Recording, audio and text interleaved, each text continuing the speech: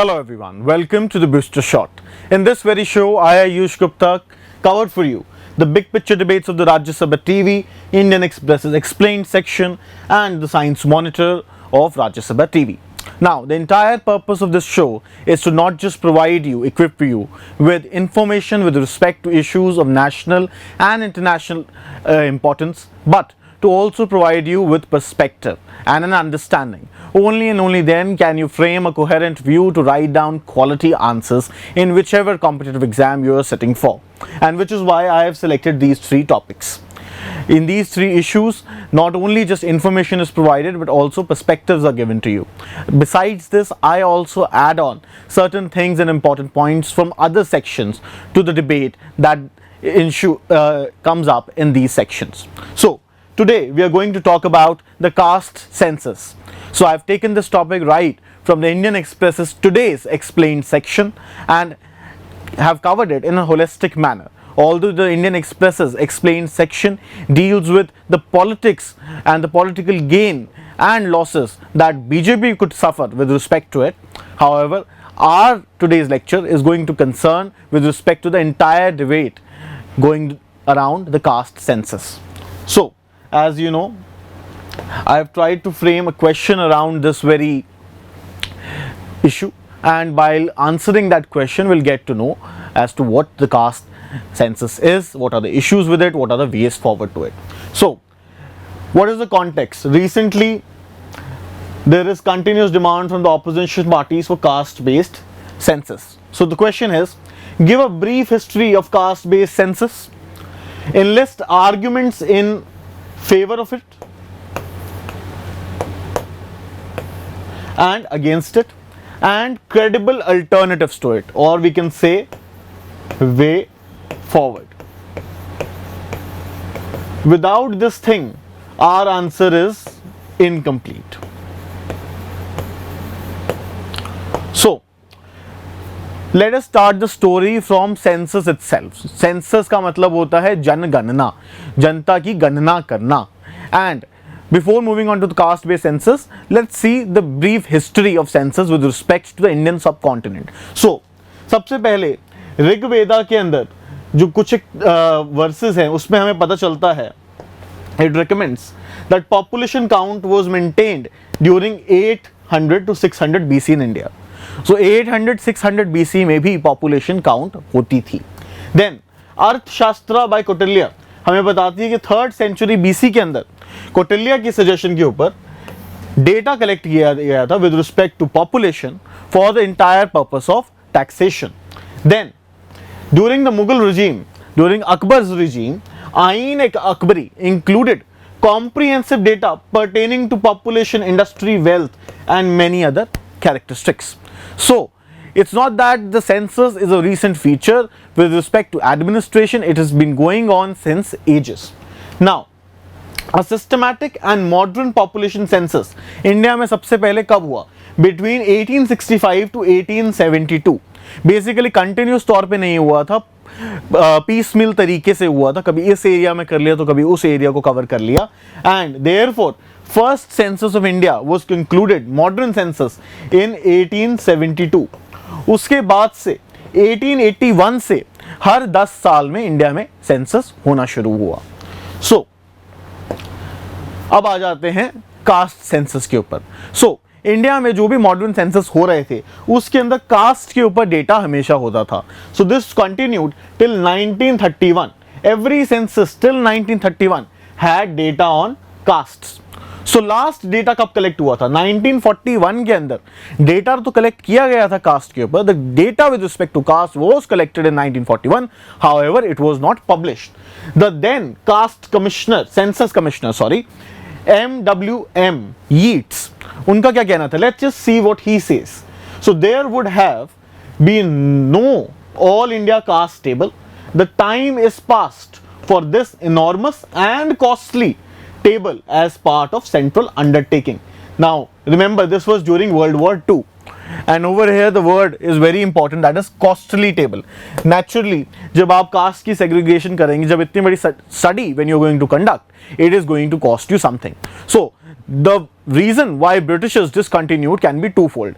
Number one, as we all know, they were light on their pockets and the wars was turning out to be extremely costly. So this could have been a cost saving measure.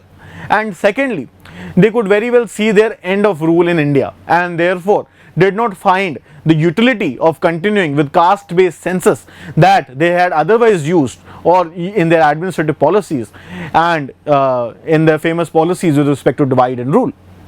So in 1941 basically collection of data with respect to caste was discontinued.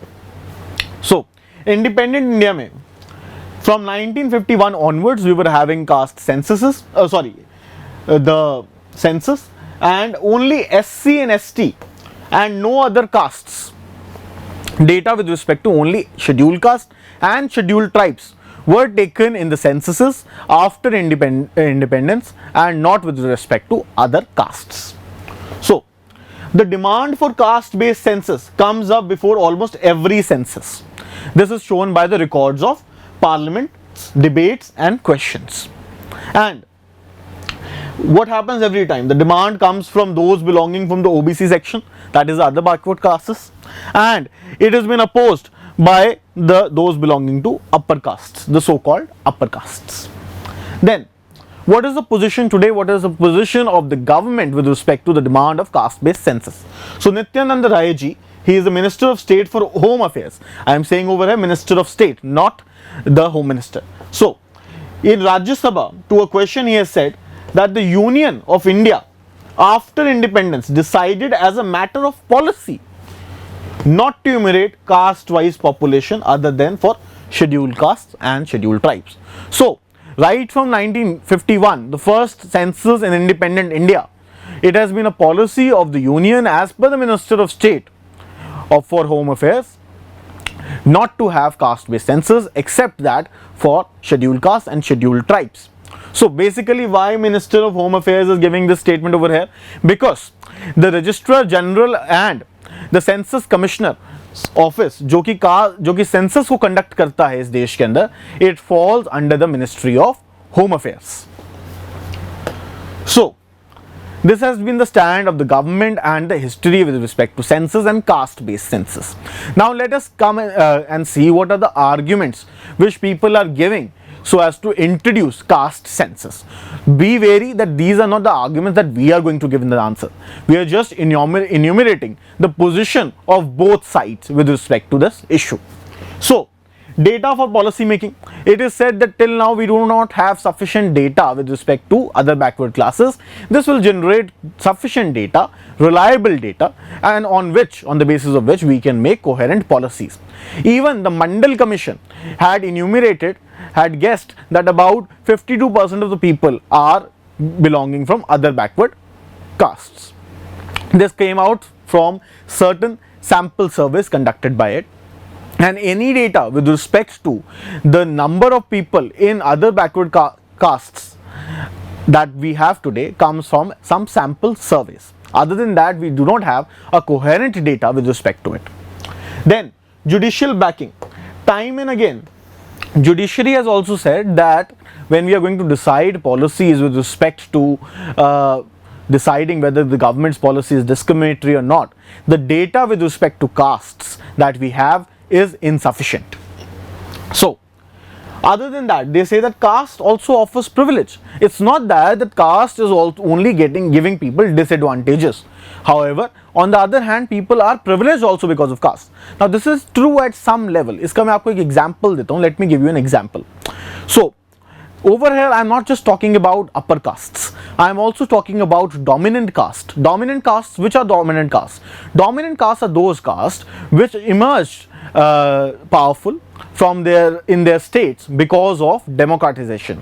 जैसे जैसे states के अंदर हमने democracy evolve हुई, वहाँ पे जो dominant caste थी by means of population, naturally because of elections they came into power. जैसे कि we can see Jats in Haryana, we can see Patels in Gujarat, we can see Yadavs in Bihar and Uttar Pradesh. So these are the dominant castes. So if you are studying or have studied in any private institution with a certain amount of fees, decent amount of fees, then just recall as to what was the caste composition of your class, and you will eventually see, it is from my experience that I have seen it, that whether first of all either the people in that very area in your class would be belonging to upper castes or the people coming from dominant castes from that very area. The composition of people from other castes would be extremely less. So this is with respect to caste offers privilege. Then caste doesn't marginalize. Now the argument is that with the development of the society, now it is not necessary that there is marginalization because of caste, that people are just poor because of caste, because now we can also see that people from so-called upper class, the Brahmins, they also feature into, there are number of them who have very low income as well. So we need to do away with the idea of caste being applicable only to disadvantaged people and poor people. इसके behalf में there's another argument that we can give, and that is again with respect to the regional dominant castes. So again, in those states where the dominant caste, the castes which are present in majority, when they have grabbed the power, they've come into the power, and because of that patronage has been given to their segment, we can see that certain so-called castes which were upper caste then became marginalized in those states, and then their social status in that very in those states have dropped. So this is with respect to caste doesn't marginalize. Then rids away caste rigidities. Now the argument they are giving is very novel over here. See, counting of caste doesn't necessarily perpetuate caste or caste system. Myths of caste elitism can be debunked through caste census. Nice, this is a very nice point. Like myths of, just a second, what do they say? That myths of caste elitism, जो भी हमारी धारणाएं हैं with respect कि अगर आप certain caste से belong करते हैं, if you are belonging to certain caste, you may be or definitely will be belonging to an elite section of the society. These myths can be debunked through a caste census, because no one knows what is going to be the result of the caste census. It may turn out that the so-called upper castes are at a reasonably lower status today, and this would in turn debunk the entire myth that there is some sort of elitism associated with caste. However, what I like to point out over here is that these 3 points, last 3 points, that is caste offers privilege, caste doesn't marginalize, and caste rids away, or like the census would rid away of caste rigidities. These 3 points are at some level of hypothetical nature. Like, we can't say for sure that if we have conducted a caste survey, the result would be with respect to these 3 points. Now, let us see the arguments against it. The first one is that people are giving is chaos, because while collecting caste based data, the process is going to get extremely invasive. People would be asked their caste, specifically each and every individual.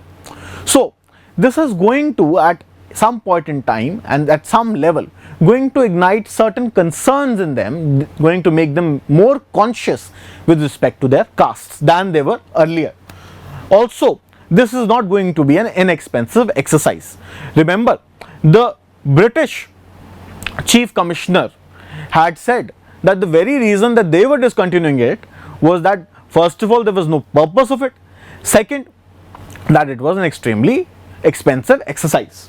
So, data gathering itself is a big problem, naturally, because it can become very, very invasive.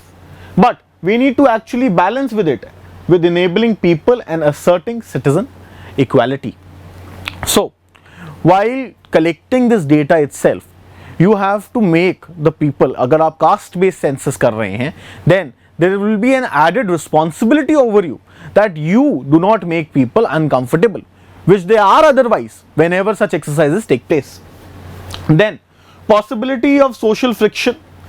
There is a possibility that, as I said, that till now there is a possibility that people might not be so conscious about their caste or other people's caste. But however, when this process starts of taking caste based census, and the thing starts and then the debate starts as to what is to be done with respect to it, then there is possibility that certain people will start identifying others with respect to their castes which they had left earlier, and friction might arise between them. Then 50% breach. There is an apprehension with respect to the general category and those classes which are not given reservation, that if a caste based census is conducted, then this will give ground to the government or to various vested interests so as to argue to now breach the 50% limit that was set upon reservation by the Indira Sahni case. Now the question is, did Indira Sahni case drew a line when it comes to giving reservation, the percentage of reservation that could be given? So the answer is over here a bit tricky one. It is not elaborated to a long extent, but what it comes out after reading the judgment is that the court has said that if the government wants to at all breach this 50% mark, they have to satisfy with the court with respect to data, and they have to give reasons so as to justify it.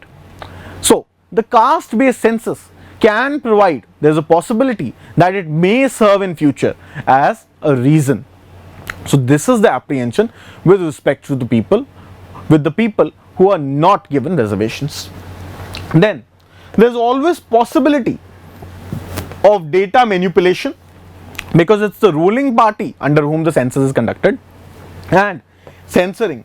There is a possibility that data is taken, and after the government did not find the data feasible or to its political objectives, the government may say that we are not publishing this data, or this data is not correct, we will conduct this exercise all over again. So again there is this possibility. And lastly and most importantly, data will be used for vote bank politics, because caste based politics is extremely entrenched in North India vis-a-vis South India. So this may be used for vote bank politics. Now let's come to our job as the students. Now what perspective can we offer in this very question? The main job for us is to provide with a way forward. So let us see what's the way forward. So first, general introduction. The issue of caste census in India, all arguments put aside, is tied to the issue of reservation and seen as a tool useful for asserting demand for share in government resources. So caste ka issue in India is, whatever we may say, whatever arguments that one may give, that it may bring like caste office privilege, it won't marginalize, it may rid us of caste rigidities. At the end of the day, this issue is tied to the issue of reservation and will be used in order to demand greater share in government resources. This is so very much clear with everyone. Then consequently, the use of caste census in prompting politics based on caste line rather than developmental line is undoubtable. So it is undoubtable that it is going to prompt the entire debate with respect to Indian politics towards again the caste based thing rather than the developmental agendas which we need in a modern democracy. So now let's just give a point with respect to statistics. So there is no other considerable policy of the government which is based on caste other than reservation in jobs and education institutes. So हमें caste based census से actually करना क्या है? If we start enumerating government policies, we will find out that not a single other policy of the government is with respect to castes. Every policy of the government deals with socio-economic criteria. So what is the purpose of it? Naturally, ultimately it will be used for reservation and caste based politics. The socio-economic survey undertaken by the government in 2011 could be promoted as an alternative. So हमें alternative भी देना चाहिए इसका. So as we already know that EWS reservation was bought in 10% reservation. So that was with respect to socio-economic conditions of the people. In 2011, government had undertaken socio-economic and caste census. इसमें जो socio-economic criteria थे वो तो government ने release कर दिए. The government had released data with respect to socio-economic criteria, however, not with respect to the caste-based data that government had collected in 2011. There was otherwise demand also over the government so as to release this data. So, keeping that aside, the government should promote and can promote socio-economic census in place of caste-based census. Now, I am giving you one job over here. This is with respect to some objective type questions. Now, like the census of India, the socio-economic caste census is not entirely conducted by the Home Ministry.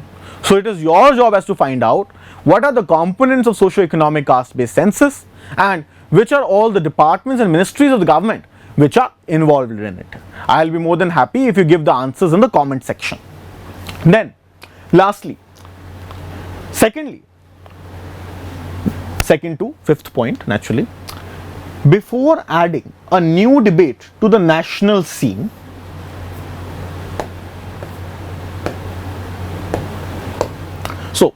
before adding a new debate to the national scene, various recommendations have been doing the rounds for rationalization and systematic targeting of classes which is the need for it.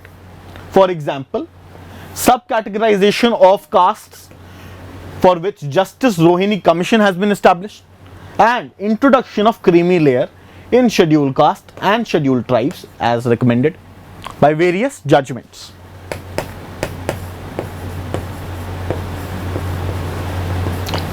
So,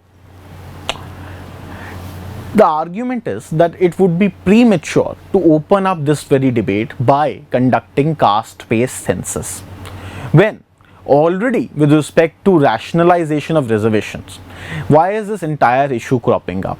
The entire issue is cropping up because the government's number one, resources are limited, and secondly, the reservation policy has not been as effective as it should have been.